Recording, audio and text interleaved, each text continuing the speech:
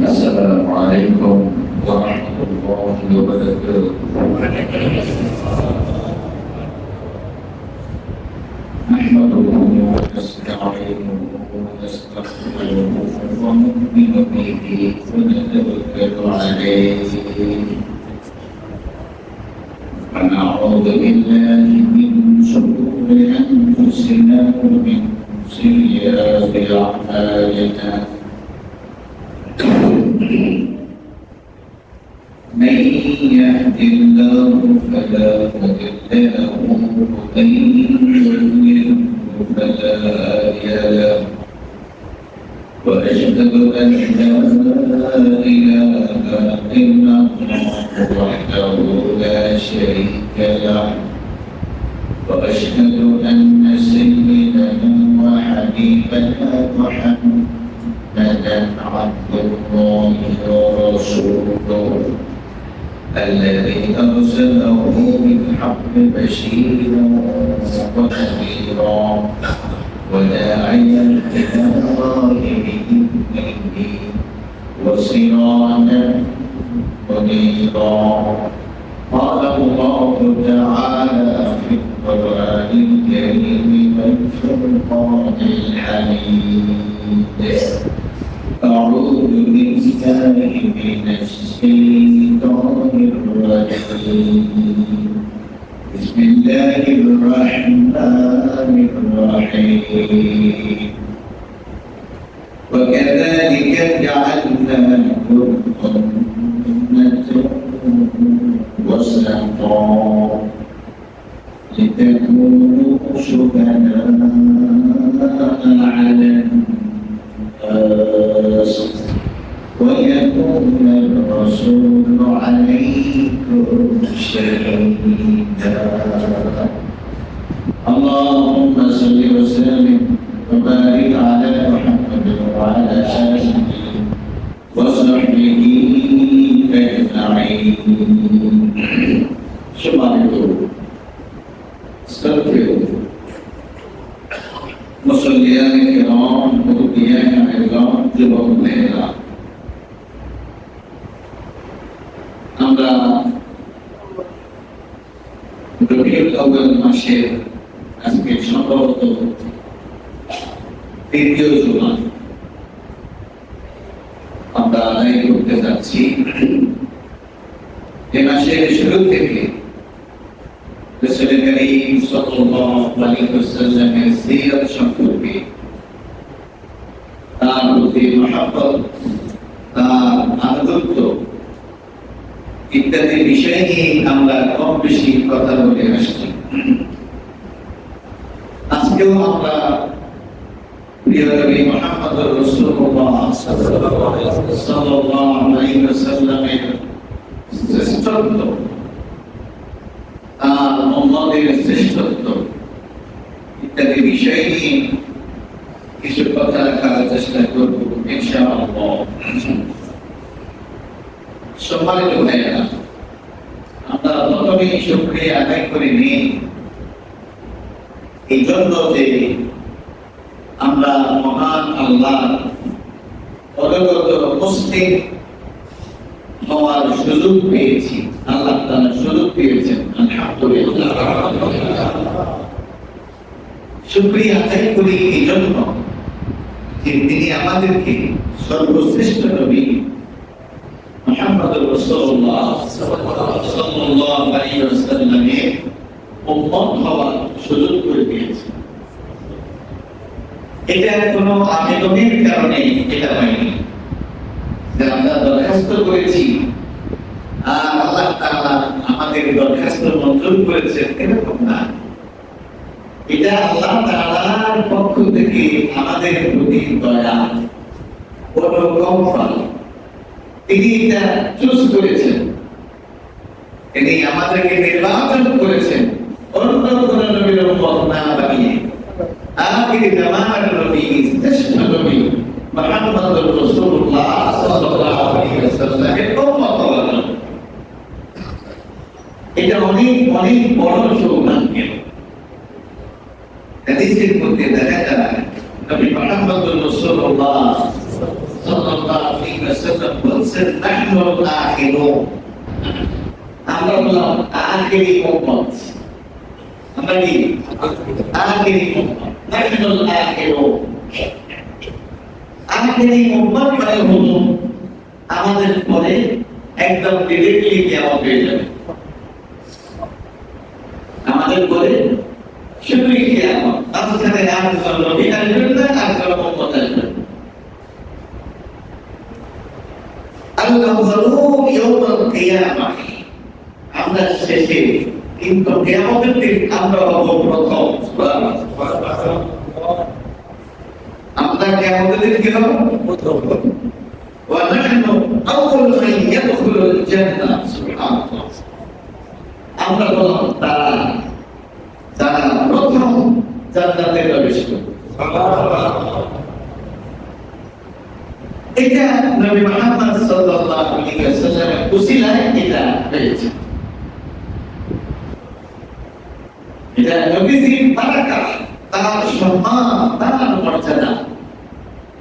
সেই কারণে আমরা বললাম শ্রেষ্ঠ উম্মত, নবী শ্রেষ্ঠ, তার উম্মতটাও শ্রেষ্ঠ। আমরা শেষে এসেছি, কিন্তু আগে যাবো তার।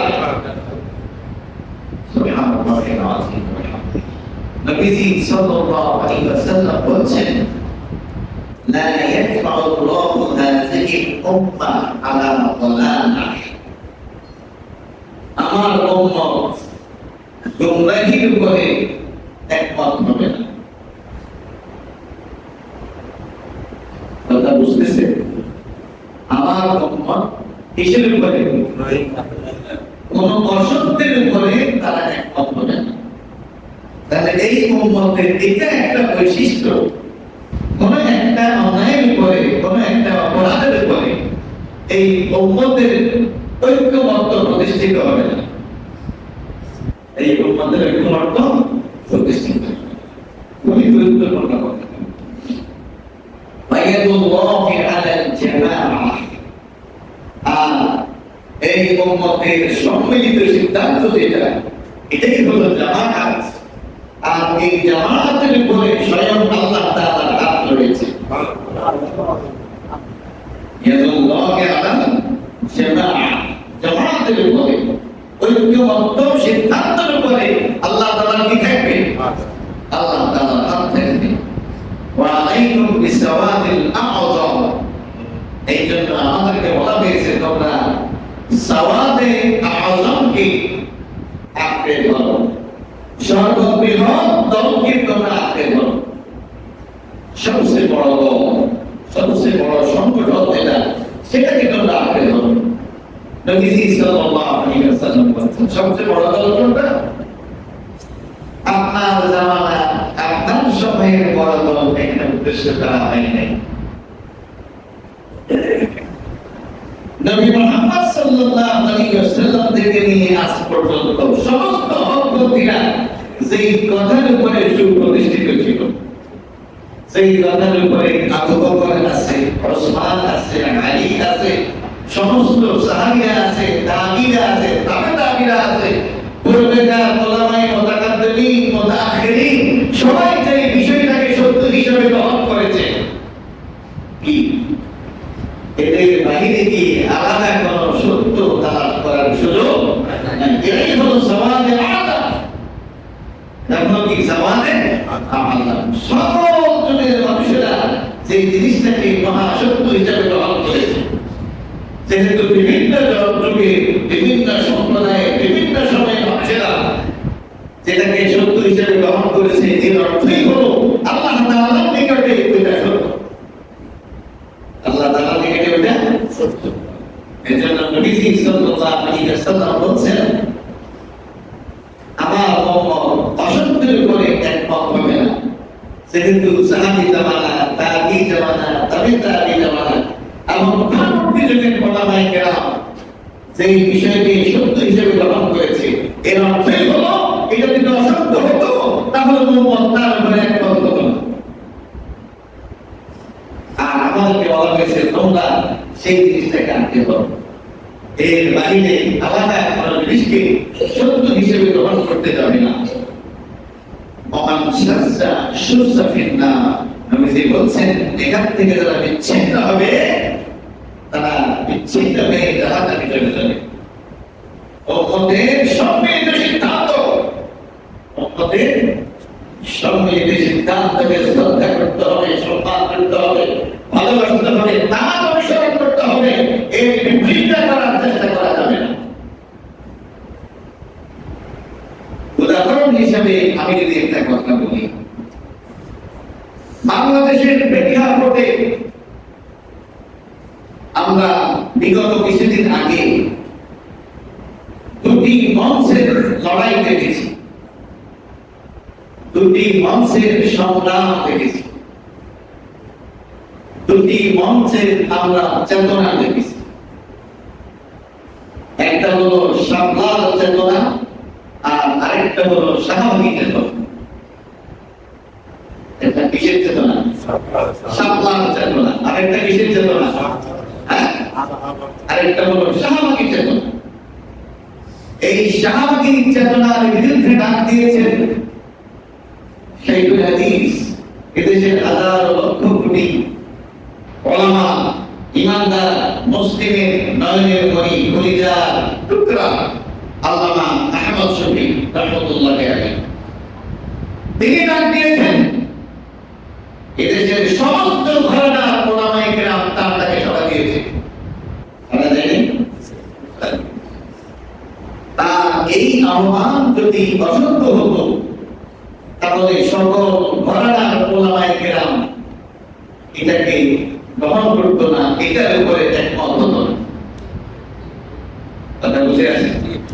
নবীজির কথা, লা ইয়াজমাউ উম্মতি আলা দালালা, আমার উম্মত অসত্যের উপরে কখনো একমত হবে না, গোমরাহির উপরে, পথভ্রষ্টতার উপরে আমার উম্মতের কখনো ঐক্যমত প্রতিষ্ঠিত হবে না।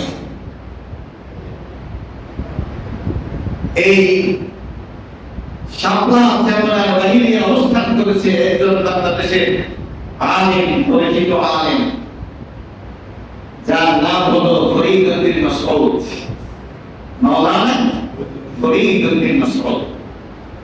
তিনি শাহবাগে গিয়েছেন, গিয়ে তিনি বলেছেন যে আমি আমার জীবনের শ্রেষ্ঠ একটি নেক কাজ করেছি এই শাহবাগে এসে। এবং তিনি বলেছেন আমাদের মুসলমানরা যখন কোন বিষয়ে কনফিউশন থাকে, করবো কি করবো না, যাবো কি যাবো না, সেই মুহূর্তে একটা দোয়া আছে, একটা নামাজ আছে, সেটা হলো সালাতুল ইস্তিখারা, মানে আল্লাহ তাআলার কাছে সাহায্য চাওয়া। তিনি সালাতুল ইস্তিখারা করে এরপরে তিনি শাহবাগে গিয়েছেন। এটা কোরআন দাবি। কিসের দাবি? কোরআন দাবি। শাহবাগী চেতনা ইসলামের উপরে নাকি ইসলামের উপরে না, এটা বোঝার জন্য ইস্তেখারা করার দরকার হয় না। এখানে ইস্তেখারা শব্দের আশ্রয় নেওয়া হয়েছে শয়তানি করার জন্য, ভণ্ডামি করার জন্য, ফ্যাসিবাদকে সাপোর্ট করার জন্য ইস্তেখারা এখানে ব্যবহার করা হয়েছে। শাহবাগী চেতনা অসত্যের উপরে প্রতিষ্ঠিত হয়েছে। শাহবাগী চেতনা নাস্তিকতাবাদের উপরে প্রতিষ্ঠিত হয়েছে। শাহবাগী চেতনা প্রতিষ্ঠিত হয়েছে এদেশের নিরপরাধ মানুষদেরকে অন্যায়ভাবে খুন করার জন্য। শাহবাগী চেতনা প্রতিষ্ঠিত হয়েছে নবীর বিরুদ্ধে দুশমনি করার জন্য। খোলা চোখে সবাই এটা বুঝছে। আপনি বুঝেন নাই, আপনি জানেন যে আপনার কথা মানুষ খাবে না, সেই জন্য আপনি ইসলামের একটা ইমোশনাল, একটা স্পষ্টতার বিষয় আশ্রয় গ্রহণ করেছেন যে আমি যেখানে গিয়েছি ইস্তেখারা করে গিয়েছি, মানে আল্লাহর সাথে আমি পরামর্শ করতে গিয়েছি, সেখানে আপনি যাবেন না, সেই জন্য পরামর্শের দরকার হয়।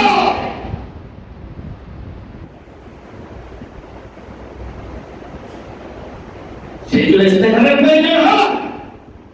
ইসলামের নবী মুহাম্মদুর রাসূলুল্লাহ সাল্লাল্লাহু আলাইহি ওয়াসাল্লাম আমাদেরকে জানিয়েছেন কোনটা সত্য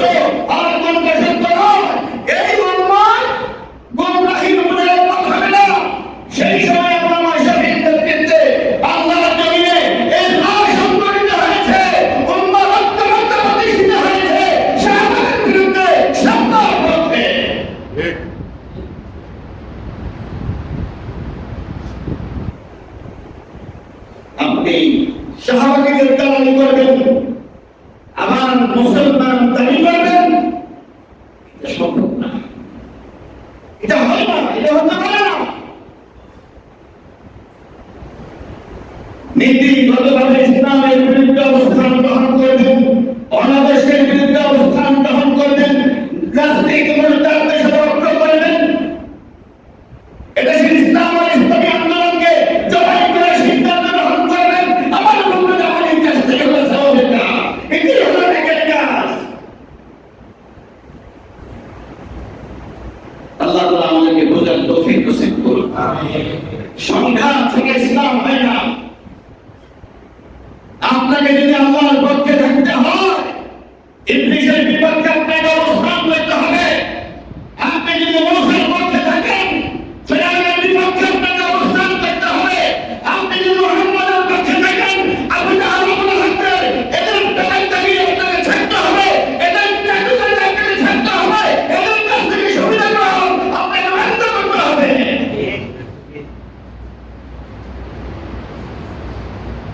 আপনি ইসলাম লাগাই ইসলামকে মিলাইয়া একাকার করে ফেলবেন। আবার আপনি নাকি তাহাজ্জুদের নামাজ পড়েন, আপনি নাকি বড় আলেম, এই সমস্ত ভান্ডামি আমাদের সামনে করবেন না।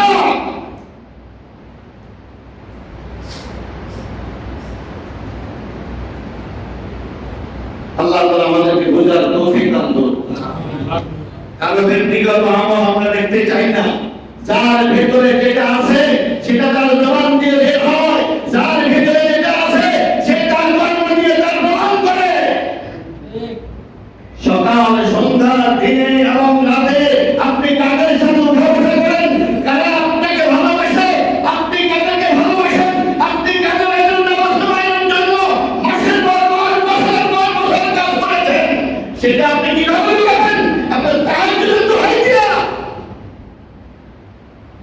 আপনার তাহাজ্জুদ আপনার সাথে জড়িত, এদেশের জনগণের সাথে, এদেশের মুসলমানদের সাথে, এদেশের ইমানদারদের সাথে, এদেশের শহীদদের সাথে আপনি বিশ্বাসঘাতকতা করেছেন।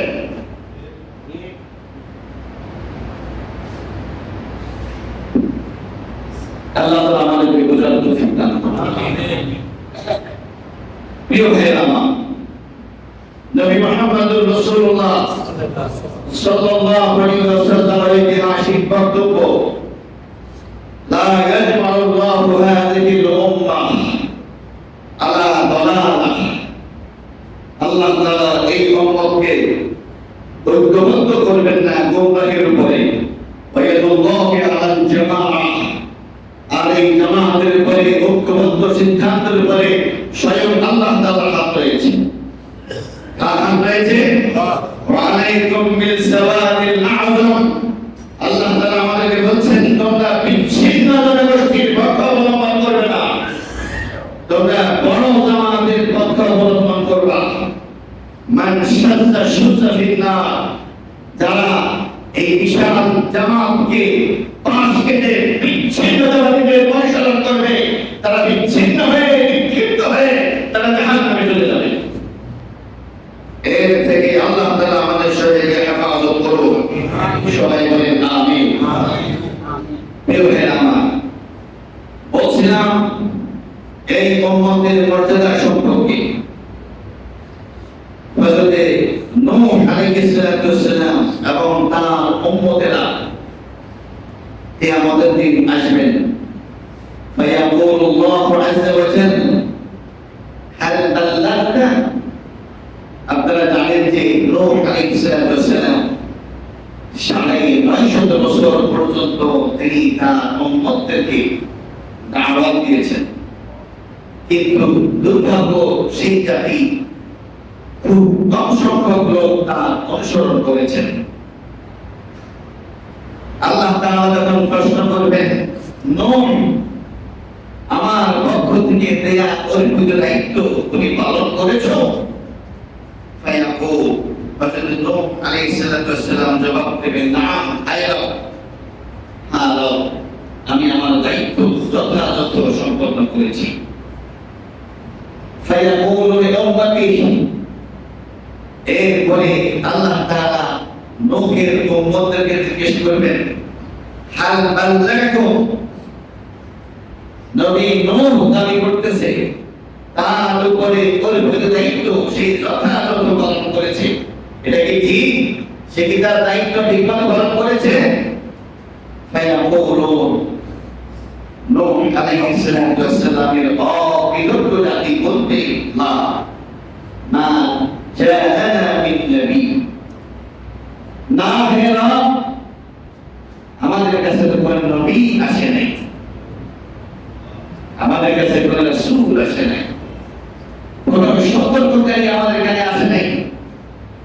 যদি আমাদের কাছে কোনো সতর্ককারী আসতো, আপনার পক্ষ থেকে কোনো নবী রাসূল মেসেঞ্জার আসতো, নিঃসন্দেহে আমরা গুমরাহির মধ্যে থাকতাম না, আমরা সত্যের অনুসরণ করতাম।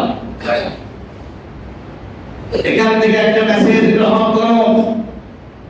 এই মিম্বর থেকে কোরআন এবং হাদিসের যেই সমস্ত বক্তব্য যায়, আদালতে আখিরাতে এটা কিন্তু আপনাদের বিপক্ষে সাক্ষী হয়ে দাঁড়াবে, আমাদের পক্ষে সাক্ষী হবে আপনাদের বিপক্ষে। আমরা যারা এই মিম্বরে বসে আছি, আমাদেরকে জিজ্ঞেস করা হবে, তোমরা কি মিম্বরের হক আদায় করেছো? আমার নবীর মিম্বরে বসে, মসজিদের খুতবার মিম্বরে বসে আমার সত্য দিন কি তোমরা লুকাইছো? মুসল্লিরা মসজিদে গিয়েছে সত্য দিন জানার জন্য, তোমরা কি সেই সত্য দিন যথাযথ মিম্বরে বসে তোমরা সেটা তালিম দিয়েছো? সেই কথাগুলো বলেছো? আমার গোলামদের কর্তব্য হয়ে আওয়াজ পৌঁছে দিয়েছো? যদি আমরা দিয়ে থাকি, তাহলে এই কর্তব্যগুলো আদালতে আখিরাতে আমাদের পক্ষে দলিল হবে ইনশাআল্লাহ। আর যদি আপনারা এই সত্য বক্তব্যগুলো শোনার পর, আমি আবার বলছি, সত্য বক্তব্য হতে হবে। আমার বক্তব্য অবশ্যই জাস্টিফাই যোগ্য, অবশ্যই অন্যত্র আপনারা মিলাবেন, অন্য 50 জন হুজুরের মাধ্যমে জানার চেষ্টা করবেন এই বক্তব্য শুনেছি এটা কি কোরআন এবং সুন্নাহর মানদণ্ডের দিকে, যদি দিকে থাকে তাহলে সেটাকেই আমি সত্য বক্তব্য বলছি। আমি যা বলি সব সত্য এটা দাবি করছি না। আপনাদের যাচাই বাছাই যদি প্রমাণিত হয় এই নির্ভর থেকে যে বক্তব্য গিয়েছে তা সত্য, তাহলে সেটা আপনাদের বিপক্ষে আদালতে আখিরাতে আসতে দেবে। সেটা হলো এই, যদি সত্যের বিরোধিতা করেন, সত্য গ্রহণ না করেন, তাহলে এই বক্তব্যকে সেদিন আল্লাহ তাআলা আপনাদের বিপক্ষে ব্যবহার করবেন। তুমি গুরুত্বপূর্ণ একটা বিধান দেখুন। নূহ আলাইহিস সালামের জাতি বাঁচার জন্য অস্বীকার করে বলছে, আল্লাহ আমাদের কাছে কোনো নবী আসে নাই। কারণ যদি এটা প্রমাণিত হয়ে যায় তাদের কাছে নবী এসেছে, আর তারা সত্য নবী সত্য বক্তব্য প্রত্যাখ্যান করেছে, তাহলে তাদের জাহান্নামে যাওয়া ওয়াজিব হয়ে যাবে। সেই কারণে তারা বলেই ফেললো, আয় আল্লাহ কোন নবী আমাদের কাছে আসেনি। কথা কি বুঝে আসছে? এই জামানা তো আর কোন নবী নাই। এই জামানায় উলামারা হলো নবীদের ওয়ারিস, তারাই কোরআন এবং সুন্নাহ থেকে আপনাদের সামনে বক্তব্য তুলে ধরবেন, এবং এই কথাগুলো আপনারা গ্রহণ করেছেন, তা বর্জন করেছেন, এটা প্রস্তুতি নিয়ে আমাদেরকে দুনিয়া থেকে বিদায় নিতে হবে। অন্যথায় পরবর্তীকাল পরকাল আমাদের জন্য কঠিন থেকে কঠিন অন্ধকার হতে বাধ্য। বলছিলাম নূহ আলাইহিস সালামের জাতি বলল, আয় আল্লাহ আমাদের কাছে কোন নবী আসে নাই। ফায়াকুলু লিনূহ, তখন আল্লাহ তাআলা হযরত নূহ আলাইহিস সালামকে বললেন, মান শাহিদা লাকা, মান শাহিদা লাকা, ও নূহ তুমি যে তোমার উম্মতের মাঝে দিয়েছো, তাদেরকে দাওয়াত দিয়েছো, এটার সাক্ষী কি? তোমার জাতি তো অস্বীকার করতেছে। এখন তোমার সম্মুখে সাক্ষী দিতে কি? তখন নূহ আলাইহিস সালাম বললেন, মুহাম্মাদুন সাল্লাল্লাহু আলাইহি ওয়াসাল্লাম ওয়া উম্মাতুহু, আমি যে আমার উম্মতের মাঝে দাওয়াতের কাজ করেছি, দিনে এবং রাতে, সকাল এবং সন্ধ্যায়, প্রকাশ্যে এবং গোপনে আমার এই কাজের সাক্ষ্য প্রদান করবে মুহাম্মদ সাল্লাল্লাহু আলাইহি ওয়াসাল্লাম এবং তার উম্মতেরা। কোথায় আমরা কি নূহ আলাইহিস সালামকে দেখেছি? না। হযরত আদমের পরে প্রথম রাসূল হলেন হযরত নূহ আলাইহিস সালাম। এরপরে হাজার হাজার লাখ নবী দুনিয়া থেকে বিদায় নিয়েছে। এরপরে আমাদের নবী আসছে। আমরা কিভাবে সাক্ষী দিব নূহ আলাইহিস সালাম তার জাতির মধ্যে দিয়ে যথাযথভাবে নবুয়তের দায়িত্ব পালন করেছেন? সুবহানাল্লাহ, সুবহানাল্লাহ, সুবহানাল্লাহ, সুবহানাল্লাহ। নবী সাল্লাল্লাহু আলাইহি ওয়াসাল্লাম বলেন, ফানাশহাদু, কিয়ামতের দিন আমরা সাক্ষী দেব। আমি মুহাম্মদ সাক্ষী দেব, সাথে আমার উম্মতরাও সাক্ষী দেবে, আন্নাহু কাদ বালাগা ওয়া হুয়া কাউলুহু তাআলা। আমরা বলবো নিশ্চয়ই নূহ আলাইহিস সালাম আন্নাহু কাদ বালাগা, নিশ্চয়ই তিনি তার রিসালাতের দায়িত্ব যথাযথ তাবলীগ করেছেন।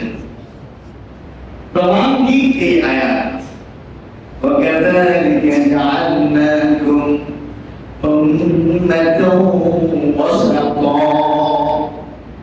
لتكونوا شهداء على الناس ويكون الرسول عليكم شهيدا।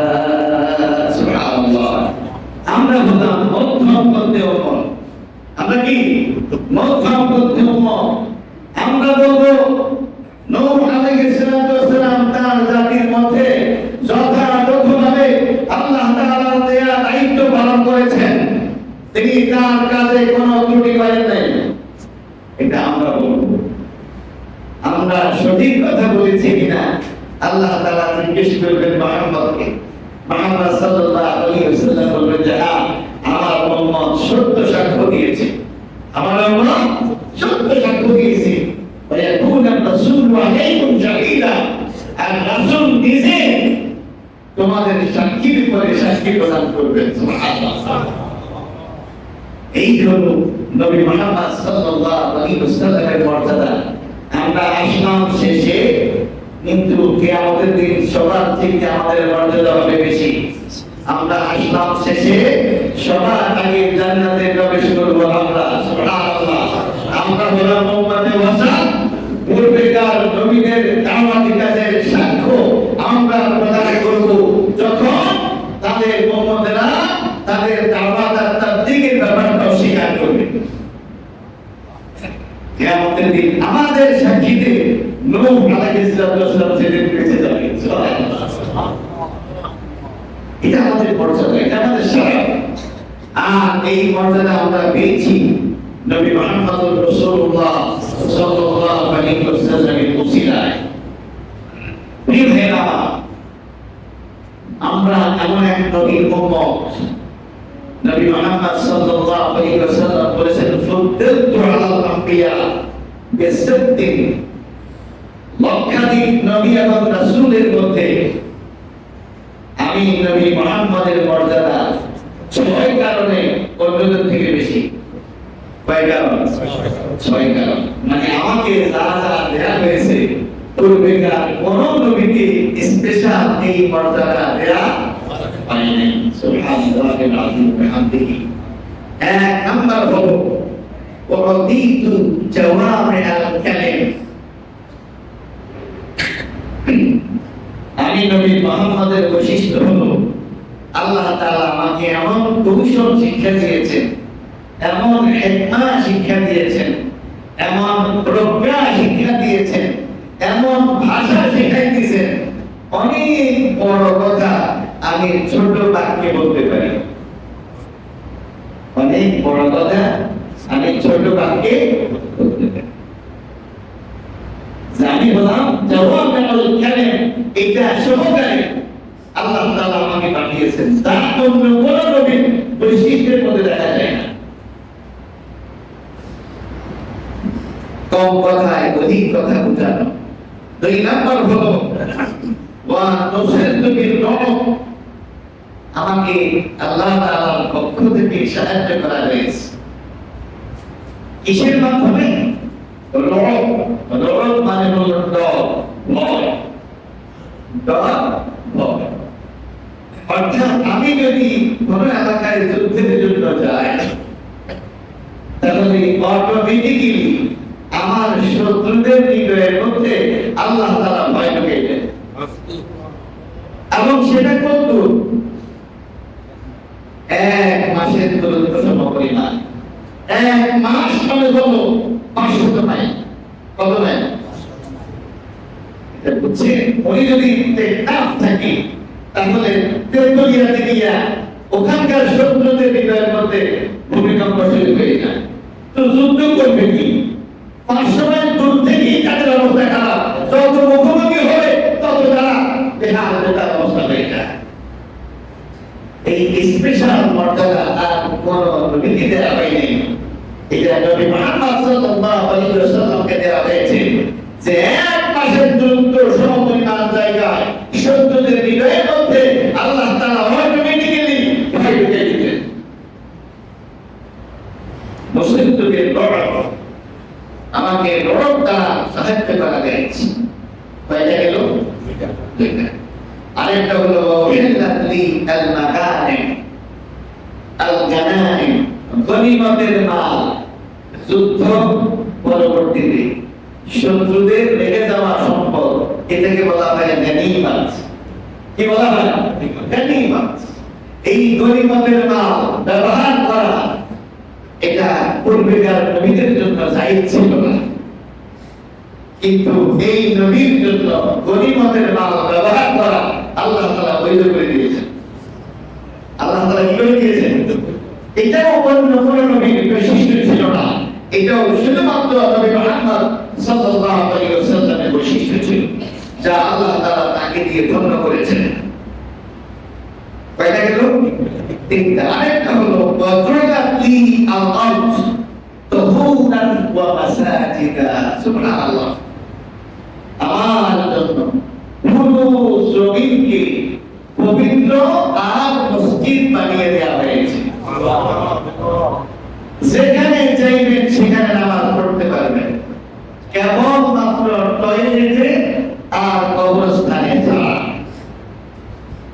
কবরস্থান এটা ইবাদতের জায়গা না, আর টয়লেট এটা হলো ময়লা জায়গা। এছাড়া পৃথিবীর যেখানে আপনার মন চায় সেখানে দাঁড়িয়ে আপনি সালাত আদায় করতে পারবেন। সুবহানাল্লাহ। পুরো জমিন পবিত্র, সেটা হোক পাহাড়ের চূড়ায়, সেটা হোক কি বলে সমুদ্র পৃষ্ঠে, সেটা হোক গাছের মাথায়, সেটা হোক ক্ষেতের বাইরে, সেটা হোক নদীর পাড়ে, কোনো সমস্যা নাই। পূর্বেকার নবীদের উম্মতেরা ইবাদত করতে হলে ইবাদত গৃহে যেতে হতো, ইবাদত গৃহে যেতে হতো। আমাদেরকে বলা হয়েছে যেখানে নামাজের সময় সেখানেই তুমি দাঁড়িয়ে যাও, কারণ ওইটাই মসজিদ, ওইটাই তোমার জন্য পবিত্র জায়গা। সুবহানাল্লাহ,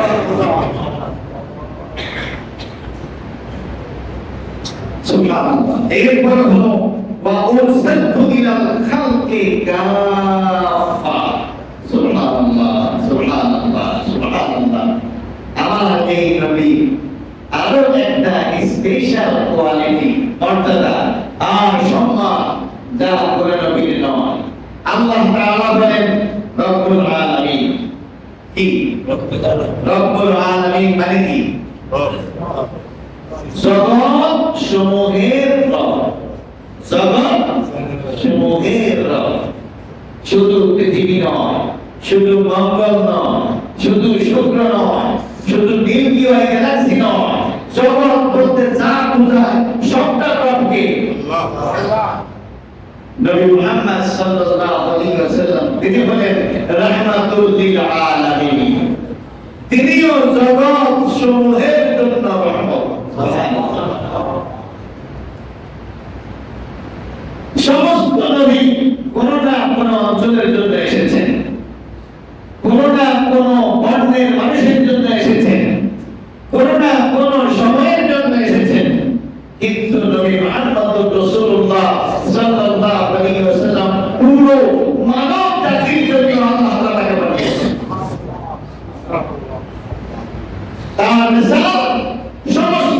সৃষ্টিকুলের জন্য প্রযোজ্য, তাহলে সালাত সমস্ত সৃষ্টিকুলের জন্য প্রযোজ্য। জিনদের মধ্যে মুসলমান আছে, কাফের আছে, তাদের শরীয়ত কই, তাদের কিতাব কি? তাদের শরীয়ত হলো শরীয়তে মুহাম্মাদি, তাদের কিতাব হলো আল কোরআন, তাদের হাদিস হলো আমার নবীর হাদিস। তাদের বুঝে আছেন? এই হলো নবী মুহাম্মদ সাল্লাল্লাহু আলাইহি ওয়াসাল্লামের শান। কয়টা গেল? আরেকটা হলো আমি হলাম নবুয়তের দেয়ালের সর্বশেষ ইঞ্চ, সর্বশেষ ইঞ্চ। একটা হাদিসের মধ্যে আছে যে এক লোকে একটা সুন্দর প্রাসাদের চতুর্দিকে ঘুরলো, ঘুরে বললো এত সুন্দর প্রাসাদ, এই মাঝখানে একটা ছিদ্র দেখা যাচ্ছে, অথচ এই ছিদ্রটা বন্ধ করে দিলে প্রাসাদটা পরিপূর্ণ হয়ে যেত। নবীজি সাল্লাল্লাহু আলাইহি ওয়াসাল্লাম বললেন, ওই ছিদ্রে বসানোর সর্বশেষ ইট হলাম আমি নবী মুহাম্মদ রাসূলুল্লাহ সাল্লাল্লাহু আলাইহি ওয়াসাল্লাম। তার মানে 1 লক্ষ অথবা 2 লক্ষ ইটের মাধ্যমে সেই দেয়াল, সেই বিল্ডিং, সেই ভবন, যে ইমারত নির্মাণ করা হয়েছে, সেই ইমারতের সর্বশেষ ইট হলেন নবী মুহাম্মদ রাসূলুল্লাহ সাল্লাল্লাহু আলাইহি ওয়াসাল্লাম। আদম থেকে নিয়ে সেই নবুয়তের ধারা চলতেছিল, সেই ধারার সর্বশেষ পরিসমাপ্তি হলো নবী মুহাম্মদ রাসূলুল্লাহ সাল্লাল্লাহু আলাইহি ওয়াসাল্লাম। প্রিয় ভাইরা, রবিউল আউয়াল মাসের এই দিনে আমরা আরো আপনাদেরকে বলতে চাই, নবী মুহাম্মদ সাল্লাল্লাহু আলাইহি ওয়াসাল্লামকে সম্মান দিয়ে কথা বলেছেন স্বয়ং আল্লাহ সুবহানাহু ওয়া তাআলা। আমার নবীকে সম্মান দিয়ে কথা বলেছেন কে? আল্লাহ। হে আদম, হে মূসা, হে নূহ, হে ঈসা, এইভাবে আল্লাহ তাআলা নবীদের নাম ধরে ধরে ডেকেছেন। ইয়া আদম উসকুন আনতা ওয়া যাওজুকাল জান্নাহ, হে আদম তুমি আর তোমার স্ত্রী জান্নাতে বসবাস করো। এই কথা বলার সময় আল্লাহ বলেন, ইয়া আদম, হে আদম, হে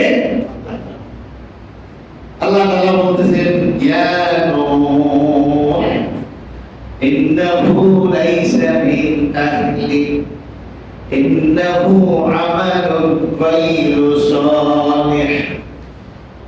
হে নূহ, নূহ আলাইহিস সালাম যখন বন্যার সময় তার ছেলে ডুবে মরতেছে, তখন তিনি তার ছেলেকে উদ্ধারের জন্য আল্লাহর কাছে আহ্বান করেছেন, আল্লাহ আপনি ওয়াদা করেছেন আমার আহালকে আপনি রক্ষা করবেন, আমার ছেলে কেনা সে তো আমারই আহাল, আপনি তাকে এই মুসিবত থেকে মুক্তি দেন। তখন আল্লাহ তাআলা নূহকে ডাক দিয়ে বলেন, ইয়া নূহ ইন্নাহু লাইসা মিন আহলিক। নূহ, কেনা তো তোমার আহাল না। আমি আল্লাহর কাছে কেউ আহাল হওয়ার জন্য ওয়াহিশুদ্ধে সন্তান ছেলে মেয়ে হওয়া যথেষ্ট নয়। আমার বিবেচনায় আহাল হলো যে ব্যক্তি আমার আদর্শ গ্রহণ করে। তোমার আদর্শ মানে না। ইন্নাহু ওয়ালাদুন গায়রু সালিহ, সে তোমার সন্তান কিন্তু অনুপযুক্ত। কি অনুপযুক্ত? কারণ তোমার আদর্শের সাথে তার আদর্শের কোনো মিল নাই। সুতরাং তার আদর্শের মিল নাই, সে আসলে তোমার সন্তানই হতে পারে না। কি বলে ঠিক কিনা? এই কথা বলার সময় নূহকে আল্লাহ বলতেন, ইয়া নূহ, কি বলছেন? ইয়া নূহ, হে নূহ, নাম ধরে বলছেন। তাদের সন্তানতার রুবিয়া ইন্না কাযালিকা নাজজিল মুহসিনিন ফালাম্মা আসলামা وتله للجبين وناديناه أن يا إبراهيم سبحان الله হযরত ইব্রাহিম আলাইহিস সালাম যখন আল্লাহর নির্দেশ পেয়ে ছেলেকে জবাই করে দিলেন, আল্লাহর নির্দেশ পেয়ে ইসমাঈল যখন জবাই হতে রাজি হয়ে গেল, আল্লাহ তাআলা বলতেছেন فلما أسلما وتله للجبين وناديناه أن يا إبراهيم আমি তখন দেখে বললাম, ও ইব্রাহিম, ও ইব্রাহিম, হে ইব্রাহিম, তুমি যে স্বপ্ন দেখেছো সেই স্বপ্ন তুমি বাস্তবায়ন করেছো। এখানে আল্লাহ ইব্রাহিমকে বললেন, হে ইব্রাহিম। কি বললেন? ইব্রাহিমের নাম ধরে ডাক দিয়েছেন। সুবহানাল্লাহ সুবহানাল্লাহ সুবহানাল্লাহ সুবহানাল্লাহ। ইয়া মূসা লা তাখাফ ইন্নী লা ইয়াখাফু লাদাইয়াল মুরসালুন। সুবহানাল্লাহ। আপনারা জানেন যে হযরত মূসা আলাইহিস সালামের কাছে একটা লাঠি ছিল, মুআজিজা। কি মুআজিজা? আল্লাহ যখন বললেন এটাকে ফেলো মাটিতে, ফেলার পরে বিশাল সাপ হয়ে গেছে। এই সাপ দেখে শত্রু তো ভয় পাইছে। কে ভয় পেয়েছে? স্বয়ং মূসা আলাইহিস সালাম নিজেও ভয় পেয়েছে। ভয় পেয়ে লাঠি দিয়ে দৌড় করছে, লাঠি দিয়ে। সুবহানাল্লাহ। কি কথা! আল্লাহ তাআলা বলতেছেন, ইয়া মূসা লা তাখাফ, হে মূসা ভয় পেও না, হে মূসা। কি কয়? হে মূসা ভয় পেও না। সুবহানাল্লাহ সুবহানাল্লাহ সুবহানাল্লাহ। লা তাখাফ, ভয় পেও না। ইন্নী লা ইয়াখাফু লাদাইয়াল মুরসালুন। আমার সামনে আমার রাসূল থাকবে, আমার সে ভয় পাবে, এটা ভয় পাবে। আমার রাসূল আমার সঙ্গে ভয় পেতে পারে না, তুমি ভয় পেও না। আমার নির্দেশে সারা হয়েছে, আমার এটা ঠিক হয়ে যাবে, তুমি দৌড়াই না, তুমি যাবে না। সুবহানাল্লাহ। এই কথা বলার সঙ্গে আমরা বলতেন কি? হে মূসা। সুবহানাল্লাহ সুবহানাল্লাহ। ইয়া ইয়াহইয়া খুযিল কিতাবা বিকুওয়া। ইয়াহইয়া, কিতাবকে শক্ত করে আঁকড়ে ধরো। কি বলছেন? ইয়াহইয়া, ইয়া যাকারিয়া ইন্না নুবাশশিরুকা বিগুলামিন ইসমুহু ইয়াহইয়া। ও যাকারিয়া, আমি তোমাকে একটা পুত্র সন্তানের সুসংবাদ দিচ্ছি, যার নাম হবে ইয়াহইয়া। তাহলে যাকারিয়াকে আল্লাহ কি বলে ডাক দিয়েছেন? কিন্তু আমার নবীর মুহাম্মদ কি কোরআনের কোথাও একবার বলেন না ইয়া মুহাম্মদ, ইয়া আহমদ, একবার দেখা বলেন না। সুবহানাল্লাহ। ইয়া আইয়ুহার রাসূল, ইয়া আইয়ুহান নবী, আল্লাহু আকবার। ইয়া আইয়ুহাল মুদাদ্দির, ইয়া আইয়ুহাল মুযাম্মিল। সুবহানাল্লাহ। ও ভাই, সেই নবীর নাম সেই নবীকে স্বয়ং সম্মান করেছে কে? আল্লাহ। কে সম্মান করেছে? নবীকে সম্মান করবেন, আল্লাহ তাআলা আপনাকে জান্নাতে পাঠিয়ে দিবেন। নবীকে ভালোবাসবেন, আল্লাহ তাআলা আপনাকে জান্নাতে পাঠিয়ে দিবেন। আপনারা জানেন, সুবহানাল্লাহ, সময় শেষ। একবার আপনারা জানেন যে মিম্বর তৈরির আগে নবীজি একটা খেজুর গাছের সাথে হাত দিয়া কথা বলতেন। এদিকে তখন সাহাবীরা বললেন যে আমরা আপনাদের একটা মিম্বর বানাই, ওখানে বসে আপনি খুতবা দেবেন। তিনি বলের মধ্যে দিলেন, মিম্বর বানানো হলো। নবীজি গাছের কাছ থেকে এসে মিম্বরে বসে কথা বলতে লাগলেন। বুখারী শরীফের হাদিস। ছোট বাচ্চার মতো ওই খেজুর গাছটা কান্না শুরু করেছে।